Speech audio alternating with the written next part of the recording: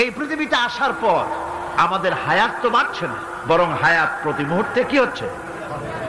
লোকেরা বলে হায়াত বাড়ে, হায়াত তো বাড়ে না। হায়াত কি হয়? জন্মের পরের থেকে আমার জন্য রিজার্ভ আছে যতটুকু, 50 বছর বাঁচবো, 60 বছর বাঁচবো, যতটুকু হায়াত আমার জন্য নির্ধারিত করা আছে, নির্ধারণ করা আছে, প্রতিদিন একদিন একদিন করে কমে যেতেছে। এজন্য আমি বলি, আমার বাড়িতে যে ঘড়িটা আছে, এই ঘড়িটা বেলা 1টার সময় ঢং করে একটা আওয়াজ দেয়, শ্রোতাকে শুনিয়ে দেয়, বাড়িওয়ালা তোমার জীবনের মূল্যবান হায়াত থেকে 1 ঘন্টা কমায়া দিলাম। 2টার সময় 2টা ঘন্টা লাগায় শোনায় দিল, বান্দারে তোমার জীবনের মূল্যবান সময় থেকে 2টি ঘন্টা কমে গেল। এমনি করে দিন গেল, মাস গেল, বছর গেল, আমাদের হুঁশ হলো না। সময় চলে গেল তাস খেলে খেলে, সময় চলে গেল আমাদের খেলাধুলা করে, শয়তানি বদমাশি করে। সময় কতটুকু পেলাম? কিয়ামতের দিন, বিচারের দিনটা যেটা হবে, আল্লাহ রাব্বুল আলামিন বলেন বিচারের দিনটাই লম্বা হবে 50 আলফা সানা মিম্মা তাউদ্দুন। বিচারের দিনটা লম্বা হবে কত বছর? 50,000 বছর। কত বছর? দুনিয়ায় যেভাবে তুমি হিসাব করো, দুনিয়ার গণনা অনুযায়ী হাসরের বিচারের দিনটা হবে 50,000 বছরের মতো লম্বা। এক কিতাবে দেখেছি, তিনি লিখেছেন হিসাব করে, কিয়ামতের ওই দিনটার হিসাবে 50,000 বছর একটা দিন লম্বা। ওই হিসাবে পৃথিবীতে যারা 60 বছর বাঁচলো, সেজন্য আখেরাতে 2 মিনিট দুনিয়ায় বাঁচলো। চিন্তা করেছে? মাত্র 2 মিনিট। 60 বছর যারা হায়াত পেল, 2 মিনিট বাঁচলো। এই 2 মিনিটের জন্য কত হাঙ্গামা, কত মারধর, কত সন্ত্রাস, ক্ষমতার জন্য লড়াই, হ্যান করেঙ্গে ত্যান করেঙ্গে, লাঠিকে আমদার মুমুর ভরেঙ্গে, শক্তির ঠেলায় অস্থির। আমার বন্ধুগণ, সময় চলে যাচ্ছে স্রোতের মতো করে, কারোর জন্য সময় অপেক্ষা করতেছে না। আমাদের মৃত্যু প্রতি মুহূর্তে কাছে চলে আসতেছে। এই জন্য শায়ের বলেছেন, আগাহ আপনি মৌত সে কোই বাশার নেহি, আগাহ আপনি মৌত সে कोई बशर नहीं, 100 बरस के हैं पल की खबर नहीं। মৃত্যু সম্পর্কে আমাদের কারো জানা নাই। যে কোনো মুহূর্তে মৃত্যু আমাদের কাছে এসে যেতে পারে, মৃত্যু সম্পর্কে কিছুই জানা নাই। অথচ প্রতি মুহূর্তে আমরা মৃত্যুর দিকে এগিয়ে চলছি। মাল সামান 100 বছর কি ধরে খাবো তাও জমা করে রেখেছি, কিন্তু 1 মুহূর্তের খবর নাই। মাহফিলে এসেছি, বাড়ি যেতে পারবো নিশ্চয়তা নাই। আছে? বলেন আছে? আপনি বাড়ি যাও ভালো, বসেছেন, দাঁড়াতে পারবেন, এই নিশ্চয়তা আছে? নাই। সুতরাং সূরাতে যে সময়ের উপরে কসম করি, মূলত সময়ের অপরিসীম গুরুত্ব সম্পর্কে আল্লাহ পাক মানুষকে বুঝাই দিতেছেন। সময়ের দাম দাও। আমাদের সময় চলে যায় গান শুনতে শুনতে, আশ্চর্য মলম বিক্রি করা দেখতে দেখতে, তাস পাশা খেলতে খেলতে সময় চলে যায়, কেউ খেয়াল করে না। সময় বলতে অতীত কালও হতে পারে, আবার বর্তমানও হতে পারে। আর বর্তমান কাল কোনো কালই না। বর্তমান কাল কোনো কাল নয়। প্রতি মুহূর্তে ভবিষ্যৎ এসে বর্তমান হয়, আর প্রতি মুহূর্তে বর্তমান কি হয়? অতীত হয়ে যায়। বর্তমান কাল বলে কোনো কাল নাই। প্রতি মুহূর্তে অতীত হয়ে যাচ্ছে। এই যে আমি মাহফিলে বসছিলাম প্রথম এসে, ওইটা কি এখনো বর্তমান আছে? এই যে বর্তমান কথা বলছি, এটা অতীত হয়ে যাচ্ছে। সুতরাং বর্তমান কাল নাই। আল্লাহ পাক ওয়াল আসরে, সময়ের কসম করে বলছেন। যদি আমরা চিন্তা ভাবনা করি, তাহলে আমরা লক্ষ্য করব আমাদের আসল মূলধন সময়। আসল মূলধন কি? জীবনের আসল মূলধন কি? সময়। ইমাম রাজি রহমতুল্লাহ আলাইহি এই পর্যায়ে এক বুজুর্গের ব্যক্তির কথা তিনি আলোচনা করেছেন। তিনি বলেছেন যে একটা লোক, তিনি সূরা ওয়াল আসর এর ব্যাখ্যা তিনি বুঝতেছিলেন। ব্যাখ্যাটা এই মাথার মধ্যে ঘুরপাক খাচ্ছিল, এর ব্যাখ্যা কি?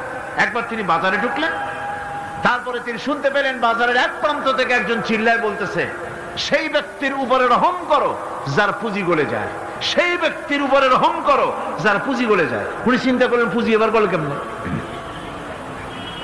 উনি দৌড়ে গেলেন, যায় দেখেন যে যে ব্যাটা চিল্লাচ্ছে সে হচ্ছে বরফ বিক্রেতা। কি বিক্রেতা? বরফ, বরফ, আইস।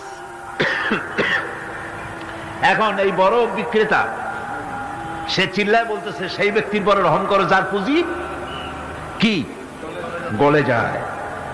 সূর্যের তাপ বাড়তেছে আর বরফ গলে যাচ্ছে। সে বুঝাতে চাচ্ছে যে আমার এই বরফটা জমাট থাকা অবস্থায় তোমরা কেউ কেনো, যেহেতু আমার পুঁজি তো এর মধ্যে আমি ইনভেস্ট করেছি।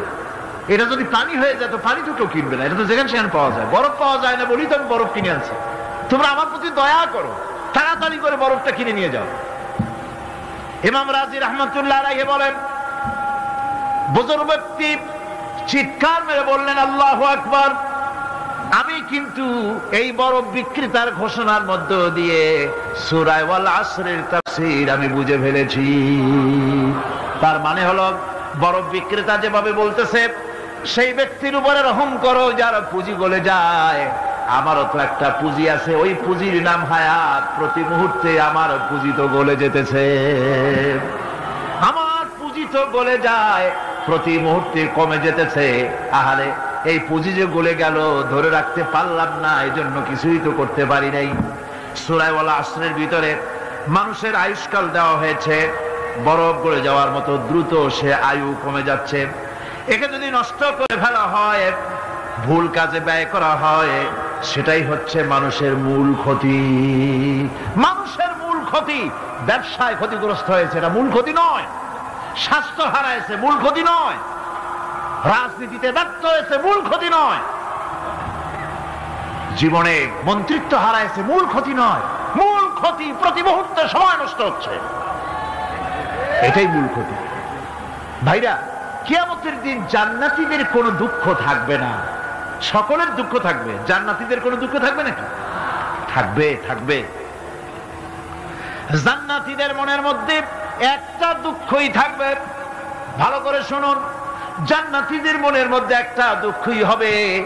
তারা মনে মনে চিন্তা করবেন, আফসোস করবেন, আহারে যদি দুনিয়ায় বসে অমুক সময় বাসে বসেছিলাম, আজে বাজে চিন্তা করেছি, বাড়ির ড্রয়িং রুমে একা একা বসে বসে আজে বাজে চিন্তা করেছি, অমুক অমুক সময় খেলাধুলায় কাটাইছি, এই সময়গুলিতে যদি সুবহানাল্লাহ, আলহামদুলিল্লাহ, লা ইলাহা ইল্লাল্লাহ, আল্লাহু আকবার, এই তাসবিহ যদি পড়তাম, জিকির আজগার করতাম, জান্নাতের ভিতরে আরো নিয়ামত লাভ করতে পারতাম। সময়টা তো কাজে লাগাইলাম না।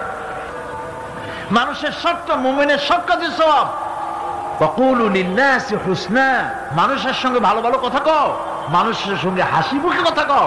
একজনের সাথে হাসি মুখে কথা বললেন, আপনার একটা সদকা দেওয়ার মতো সমান সওয়াব আমলনামায় লেখা হয়ে গেল। ভালো ভালো কাম করো। বন্ধুগণ, সময় দ্রুত গতিতে চলে যাচ্ছে, মানুষের জীবন ক্ষতিগ্রস্ত হচ্ছে। ক্ষতি থেকে বাঁচতে পারবে 4টা গুণ যার মধ্যে আছে, বাকি সব ক্ষতিগ্রস্ত হয়ে যাবে। আমার ভাইয়েরা, এই কথাগুলি বলে আল্লাহ পাক যেন এরকম একটা দৃষ্টান্ত দিলেন। আপনি যদি পরীক্ষার হলে গিয়া দেখেন ছাত্ররা পরীক্ষা দিতেছে, পরীক্ষার জন্য নির্ধারিত সময় কতটুকুন? 3 ঘন্টা। 3 ঘন্টা। আপনি গিয়ে দেখলেন কোন একজন পরীক্ষার্থী পরীক্ষা দিতে গিয়ে আর একদিকে তাকায় আছে, আকাশের তারা গুনতেছে, অথবা সে গল্প করতেছে, অথবা পরীক্ষা বাদ দিয়ে আজে বাজে কিছু লিখতেছে। আপনি যেমন তাকে, ওই ছেলেটাকে আনমনা গাফেল ছেলেটাকে ঘড়ির দিকে তাকায় বলেন, এই ছেলে ওই ঘড়ির দিকে তাকাও, দেখো তোমার সময় কিন্তু চলে যেতেছে, মাত্র 1 ঘন্টা, আর তুমি সময় নষ্ট করতেছ। আল্লাহ যেন স্নেহ পরবশে তাম পৃথিবীর গোলামদেরকে, বান্দাদেরকে আঙ্গুল নির্দেশনা দিয়ে বলছেন, বান্দারা প্রতি মুহূর্তে তোর জীবনের মূল্যবান সময় চলে যেতেছে, প্রতি মুহূর্তে সময় যাচ্ছে। আল ইনসান,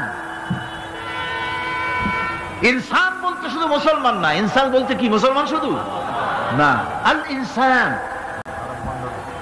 মানব মণ্ডলী, বিশ্বের সমস্ত মানুষকে আল্লাহ বলছেন, হিন্দু, খ্রিস্টান, বৌদ্ধ, নাসারা, ইহুদি, মজুসি, মুসলমান, বিশ্বের সব মানুষকে আল্লাহ বলছেন। যেহেতু আল্লাহ স্রষ্টা, মানুষের ব্যাপারে সার্বিক কল্যাণময় কথা কে বলতে পারেন? কে বলতে পারেন? সে আল্লাহ রাব্বুল আলামিন বলছেন, সময় চলে যাচ্ছে ও পৃথিবীর মানুষেরা, এই মানুষ বলতে আল্লাহ রাব্বুল আলামিন কোন ব্যক্তি, কোন গোষ্ঠী, কোন জাতিকে বলেন নাই, বলেছেন সমগ্র মানবতাকে। এর অর্থ হচ্ছে সূরাটিতে উল্লেখ্য 4টি গুণ যদি আমল করতে পারে লোকেরা, যেই ব্যক্তি করবে, যেই সমাজ করবে, যেই রাষ্ট্র করবে, যেই গোষ্ঠী করবে, যেই জাতি করবে, তারাই ক্ষতি থেকে বেঁচে যাবে। আর যারা করবে না তারা ক্ষতিগ্রস্ত হবে। কি হবে বলুন? এখন আল্লাহ পাকের কথা শুনুন। আল্লাহ পাক বলছেন, ওয়াল আসরি ইন্নাল ইনসানা লাফি খুসর। খুসরিন, এই যে খুসর, খাসারা, এই শব্দটা হচ্ছে আবিধানিক অর্থে ক্ষতি হচ্ছে লাভের বিপরীত। লাভের বিপরীত কি? ক্ষতি। নাফা, এই নাফার বিপরীত কি? নোকসান। খাসারাটা কি? নোকসান বলা হয় পুঁজি 50,000 খাটাইছিলাম, লাভ করতে পারি নাই, পুঁজি ঠিক আছে, এটাকে বলা হয় নোকসান। এটাকে কি বলা হয়? নোকসান। কিন্তু আমি পুঁজি খাটিয়েছিলাম 50,000 টাকা, লাভ তো হয়ই নাই, পুঁজিও চলে গেছে, আমও গেছে, ছালাও গেছে, আমও নাই, ছালাও নাই। এইটারে আরবিতে কি বলা হয়? খাসারা, দেউলিয়া। দেউলিয়া হয়ে গেছে। দেউলিয়াটা বোঝেন ভালো আপনারা, দেউলিয়া হয়ে গেছে।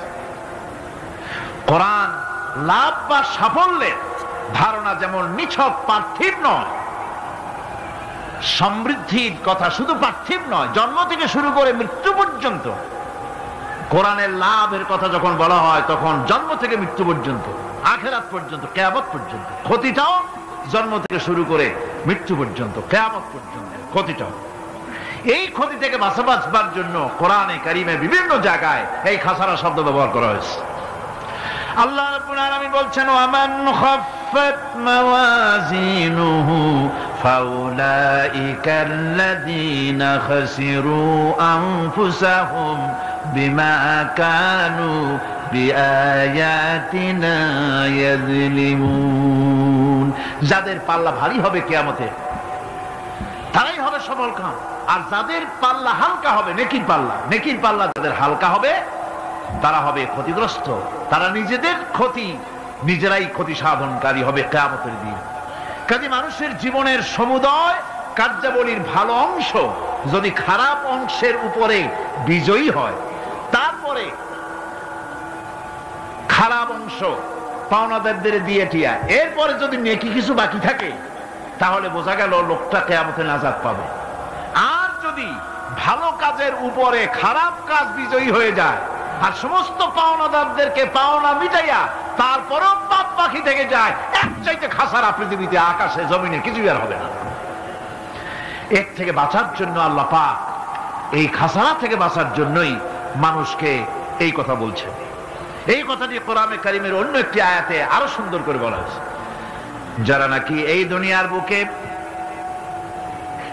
যারা নিজেদের পুঁজি খাটাইছে, জীবনের পুঁজি সুদ কামাইতে খাটালো, জীবনের পুঁজি খাটালো হারাম কামাইয়ের ভিতরে, অন্যায় কাজের ভিতরে, যারা জীবনের পুঁজিকে আল্লাহর দ্বীনের কাজে লাগাতে পারে নাই, তাদের সম্পর্কে বলা হচ্ছে খাসিরাদ দুনিয়া ওয়াল আখিরাতা যালিকা হুয়াল খুসরানুল মুবিন। খাসিরাদ দুনিয়া ওয়াল আখিরাত, দুনিয়াও ক্ষতিগ্রস্ত, আখিরাতেও ক্ষতিগ্রস্ত।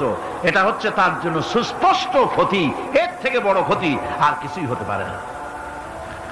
আল্লাহ পাক কোরআনে কারিমে অন্যত্র বলেছেন, ওয়ানুনাজ্জিলু মিনাল কুরআনি মা হুয়া শিফাউন ওয়া রাহমাতুন লিল মুমিনিন ওয়া লা ইয়াজিদু যালিমিনা ইল্লা খাসারা। আমি এই কোরআন অবতরণের পরিক্রমায় এমন সব বিষয় অবতীর্ণ করেছি যা মুমিনদের জন্য নিরাময় এবং তাদের জন্য রহমত, আর জালিমদের জন্য ক্ষতি ছাড়া আর কিছুই বৃদ্ধি পায় না। জালিমদের জন্য ক্ষতি বৃদ্ধি পায়। আর যারা মুমিন তাদের জন্য এর মধ্যে নিরাময় আছে, এর মধ্যে রহমত আছে। অর্থাৎ যারা এই কোরআনকে যারা নিজেদের আইনের কিতাব হিসেবে গ্রহণ করেছে, কোরআনকে তাবিজের কিতাব হিসেবে নয়, ধর্মীয় কিতাব হিসেবে নয়, কোরআন সংবিধান। কোরআন কি?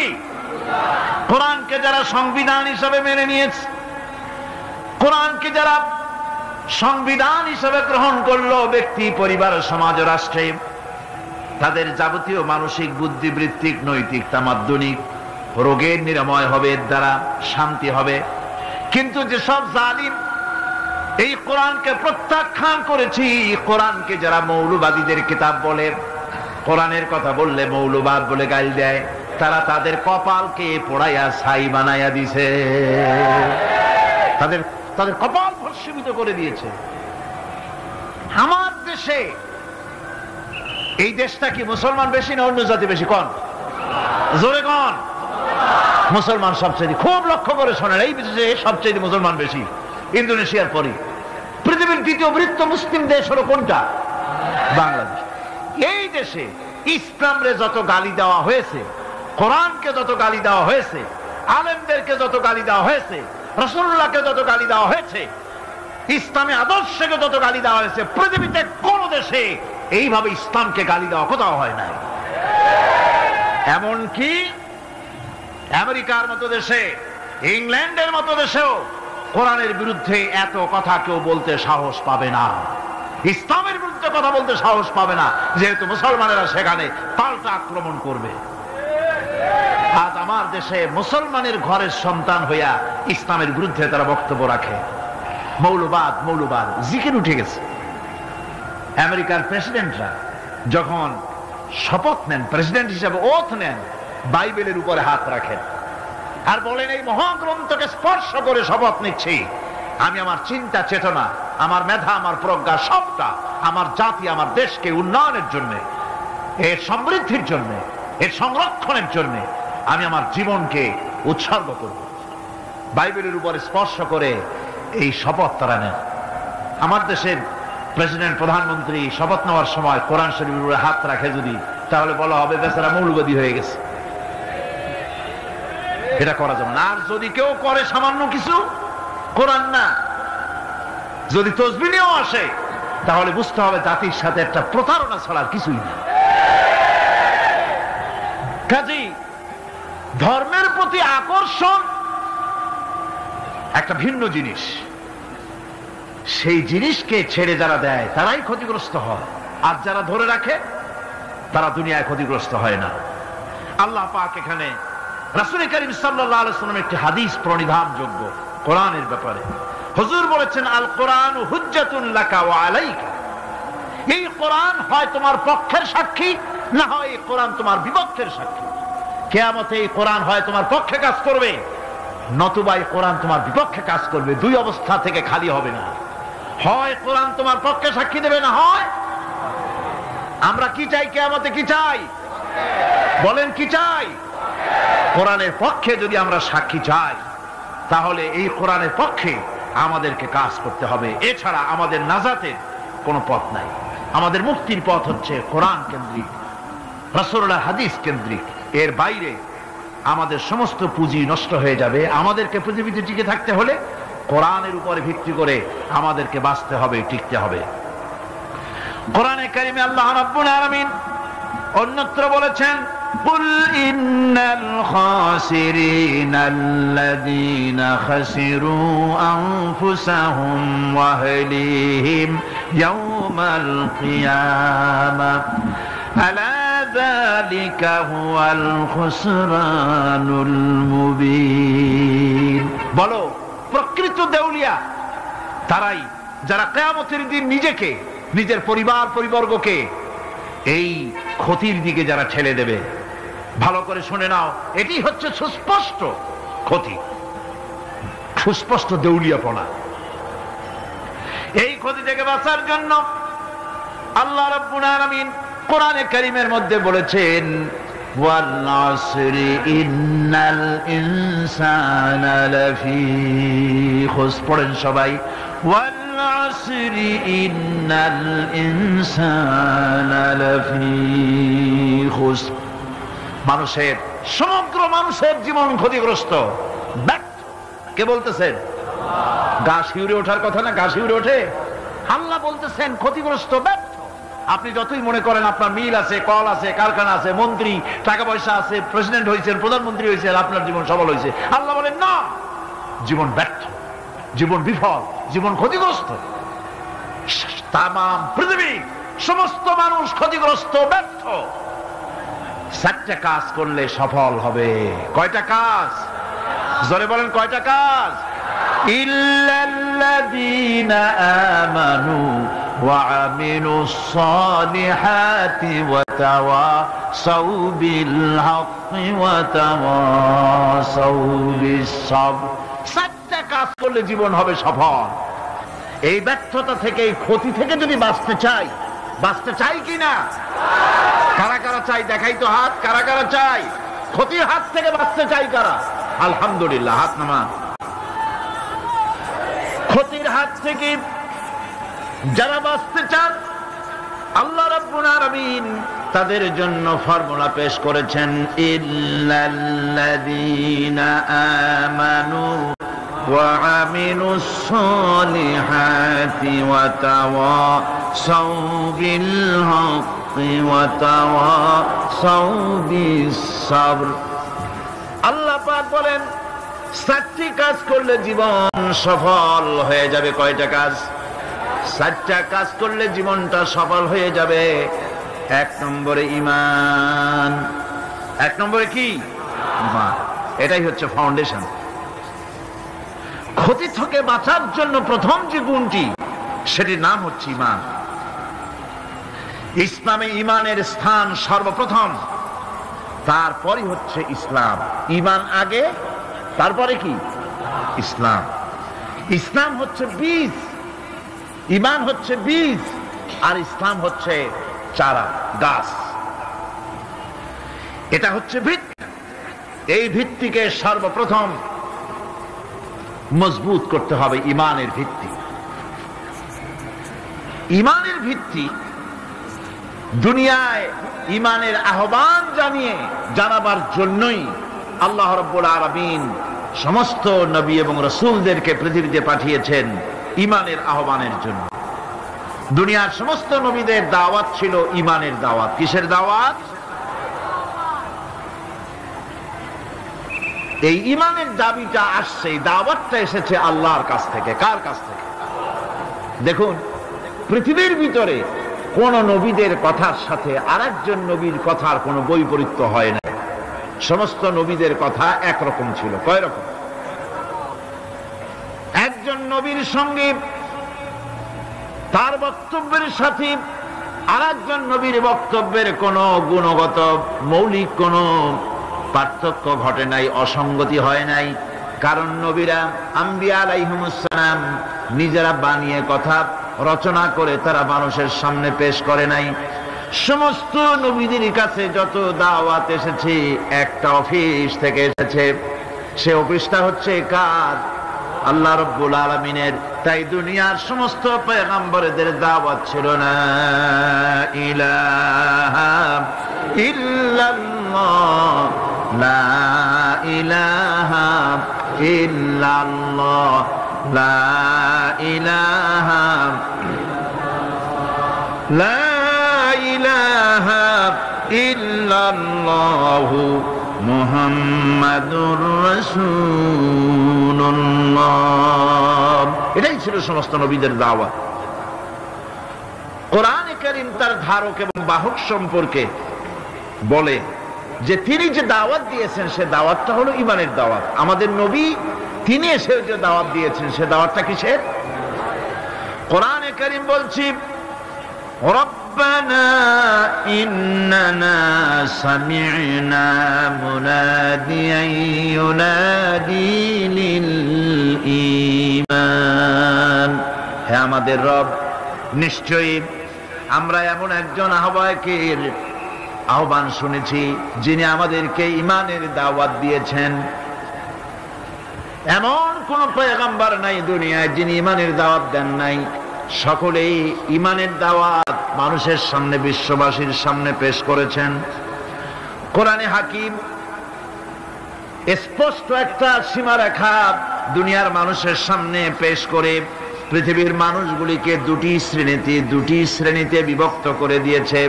একটি হচ্ছে ঈমান পোষণকারী, আরেকটি হচ্ছে অবিশ্বাসী। একটা ঈমান পোষণকারী আর একটা অবিশ্বাসী। ঈমান পোষণকারীরা সত্যশ্রয়ী, তারা হচ্ছে জ্ঞান এবং নূরের সম্পদে সমৃদ্ধ। আর দ্বিতীয় দলটি হচ্ছে কাফের, জালিম, মূর্খ। তারা হেদায়েতের রাস্তা তাদের জন্য অবরুদ্ধ। কোরআনে কারীম এই দুইটি দল সম্পর্কে উল্লেখ করতেছেন, মাসালুল ফারিকাইনি কাল আ'মা ওয়াল আসাম্মি ওয়াল বাসীরি ওয়াস সামিম হাল ইয়াস্তাবিয়ানি মাসালান আফালা। কোরআন শরীফ বলছে হাল ইয়াস্তাবিয়ানি মাসালান আফালা তাযাক্কারুন। দুইটি শ্রেণীতে আল্লাহ পাক ভাগ করে দিয়েছেন। একটা শ্রেণী হচ্ছে অন্ধ, বোবা, বধির। আরেকটি যারা শুনতে পায়, চোখে দেখতে পায়। এই দুটি কখনো এক নয়, সমান নয়। এ দুটির রাস্তা আলাদা। কাফেরের রাস্তা আর ঈমানদারদের রাস্তা সম্পূর্ণ ভিন্ন। আল্লাহ রাব্বুল আলামিন ঈমান এবং কুফরের পার্থক্য বলে দেওয়ার জন্য গোটা মানব জাতির মধ্যে স্পষ্ট করে বলেছেন, লা ইকরাহা ফিদ-দীন ক্বাদ তাবায়্যানার রুশদু মিনাল গায়ব। দ্বীনের ব্যাপারে জোর জবরদস্তি নেই। এখানে হেদায়েতের পথ এবং গোমরাহি, হেদায়েতকে গোমরাহির পথ থেকে সম্পূর্ণ আলাদা করে দেওয়া হয়েছে। লা ইকরাহা ফিদ-দীন, দ্বীনের ব্যাপারে কোনো জোর জবরদস্তি নেই। যারা ধর্মনিরপেক্ষবাদী তারা এই আয়াতটাকে নিজেদের মতবাদকে প্রতিষ্ঠার লক্ষ্যে অনেক সময় কাজে লাগায়। দুটি আয়াতকে তারা বেশি ব্যবহার করে। একটা হচ্ছে লাকুম দীনুকুম ওয়ালিয়া দীন, আর একটা হচ্ছে লা ইকরাহা ফিদ-দীন। এই দুইটি আয়াতকে ধর্মনিরপেক্ষবাদীরা ব্যবহার করে। এই দুটির কোনটি তাদের আদর্শকে বোঝাবার লক্ষ্যে ব্যবহারের কোনো সুযোগ নাই। লা ইকরাহা ফিদ-দীন, ধর্মের ব্যাপারে কোনো বাড়াবাড়ি নাই, জোর জবরদস্তি নাই। এ কথা বলা হয়েছে এই কারণে যে কোন বিধর্মীকে, অমুসলিমকে ভয় দেখিয়ে, লোভ দেখিয়ে অথবা কোন ক্রমে কোন প্রকার চাপ সৃষ্টি করে তাকে মুসলমান বানানো যাবে না। এমনকি সূরা তওবার মধ্যে এসেছে, যুদ্ধ চলাকালীন সময়, জিহাদ চলাকালীন সময় কোন অমুসলিম যদি ইসলাম জানার জন্য তোমাদের তাঁবুতে আসে, তাহলে তুমি তাকে ইসলাম বুঝাও। ইসলাম শোনার পরে যদি মেনে নেয় ভালো কথা, আর যদি না মানে তাকে তার তাঁবু পর্যন্ত ফিরে যেতে চাও, ফিরে যেতে দাও। মাঝপথে তাকে আক্রমণ করা যাবে না। ধর্মের ব্যাপারে কোনো বাড়াবাড়ি নাই। লা ইকরাহা ফিদ-দীন, এর দ্বারা ধর্মনিরপেক্ষতার কোনো কথা বোঝানো হয়নি। আর লাকুম দীনুকুম ওয়ালিয়া দীন, এটা ছিল কাফেরদের সেই বক্তব্যের প্রেক্ষিতে যেখানে কাফেররা বলেছিল মুহাম্মদ সাল্লাল্লাহু আলাইহি ওয়াসাল্লাম, আসুন আমরা এক কাজ করি, সেটা হলো ধর্ম নিয়ে আমাদের মধ্যে যে বাকবিতণ্ডা হচ্ছে, আমরা ধর্মকে 50-50 ভাগ করে দিই। কিছুদিন আমরা গিয়া আপনার আল্লাহরে সেজদা দেই, আর কিছুদিন আপনারা আমাদের মূর্তিগুলিকে প্রণাম করুন। এই প্রস্তাব যখন রাখল, আল্লাহ রাব্বুল আলামিন সূরা কাফিরুন অবতীর্ণ করে দিলেন, কুল ইয়া আইয়ুহাল কাফিরুন লা আ'বুদু মা তা'বুদুন। হে কাফেরেরা, হে অবিশ্বাসীরা, নবী আপনি বলুন, হে অবিশ্বাসীরা, তোমরা যার ইবাদত করো আমরা তার ইবাদত করি না, আবার আমরা যার ইবাদত করি তোমরাও তার ইবাদত করো না। সুতরাং লাকুম দীনুকুম ওয়ালিয়া দীন। সুতরাং তোমাদের দিন তোমাদের জন্য, আমাদের দিন আমাদের জন্য। এখানে নিরপেক্ষতার কথা বলা হয় না, এখানে পক্ষের কথা বলা হয়েছে। কিসের পক্ষ? ধর্মের পক্ষ। কিসের পক্ষ? হিন্দু, খ্রিস্টান, বৌদ্ধ, তোমরা তোমাদের ধর্মের পক্ষে থাকো। মুসলমান, তোমরা তোমাদের ধর্মের পক্ষে থাকো। ধর্মের ব্যাপারে নিরপেক্ষ হওয়ার কোন সুযোগ নাই। আছে নাকি সুযোগ? আমি পার্লামেন্টে বলেছি এই কথা, যে একটা ধর্মের উপরে বিশ্বাস করে নিজেকে একটা ধর্মের পক্ষের ব্যক্তি হিসাবে ঘোষণা করে কেউ বলছে, দাবি করছে আমি হিন্দু, কেউ বলছে আমি বৌদ্ধ, কেউ বলছে আমি খ্রিস্টান, কেউ বলছে আমি মুসলমান। নিজেকে একটা ধর্মের বিশ্বাসী ঘোষণা করার পর আমি ধর্মনিরপেক্ষ, এই কথাটা মিথ্যা, বানোয়াট, জালিয়াতি, প্রতারণা, মুনাফিক। কোন ধর্মের অনুসারী ব্যক্তি ধর্মনিরপেক্ষ হতে পারে না। কেবলমাত্র নাস্তিক, যারা আল্লাহরে মানে না, আল্লাহকে স্বীকার করে না, ওরা বলতে পারে আমরা ধর্মনিরপেক্ষ, ধর্মের ব্যাপারে আমরা নিরপেক্ষ, গুলো মানি না, বিশ্বাস করি না। কিন্তু যারা ধর্মে মানে, সেদের যে ধর্মেরই হোক না কেন, সে ব্যক্তি ধর্মনিরপেক্ষ যদি দাবি করে, এটা মিথ্যে কথা, এটা মুনাফিকি ছাড়া কিছু হতে পারে না। মুসলমানকে, যে কোনো জাতিকে যে ধর্মে আছে ধর্মের পক্ষে থাকায় কথাই বলা হয়েছে। এখন আমি বলতেছিলাম ইমানের কথা। ইমান আগে আনতে হবে। ইমান সম্পর্কে আল্লাহ রাব্বুল আলামিন বলতেছেন, ইমান হলো আগে, তারপরে ইসলাম। আবার ইমান আনার আগে আবার কুফরি একটা শব্দ আছে, সেটা হলো ফামান ইয়াকফুর বিত্তাগুতি ওয়া ইউমিন বিল্লাহি ফাকাদ ইসতামসাকা বিল উরওয়াতিল উসকা লা ইনফিসামা লাহা ওয়াল্লাহু সামিউন আলীম। ফামান ইয়াকফুর বিত্তাগুত, যে ব্যক্তি তাগুতকে অস্বীকার করেছে, সর্বপ্রথম তাগুতকে অস্বীকার করতে হবে। ওয়া ইউমিন বিল্লাহ, আর এরপরে আল্লাহর উপরে যে ঈমান আনলো, ফাকাদ ইসতামসাকা বিল উরওয়াতিল উসকা, সে এমন এক শক্ত অবলম্বন ধারণ করলো যা তাকে কোনো কিছুই বিচ্ছিন্ন করবে না, ধ্বংস করে দেবে না। সুবহানাল্লাহ। এখন সত্যিকারের ইমানদারের পরিচয়টা কি?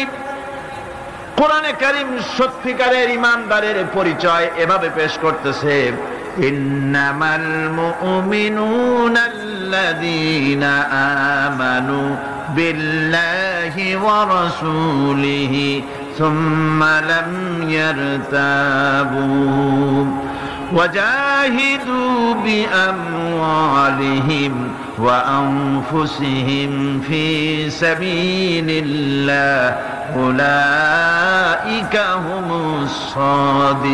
الصادقون। ঈমানের দাবিতে সত্যবাদী কারা?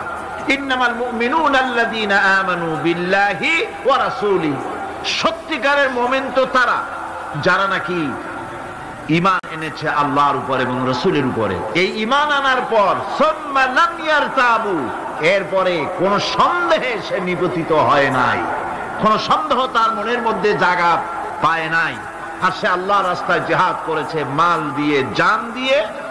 উলাইকা হুমুস সাদিকুন, এরাই হলো ঈমানের দাবিতে সত্যবাদী।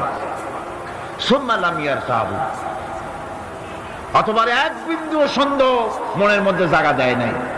অর্থাৎ ঈমান আনছি কার উপরে? আল্লাহর উপরে। কার উপরে?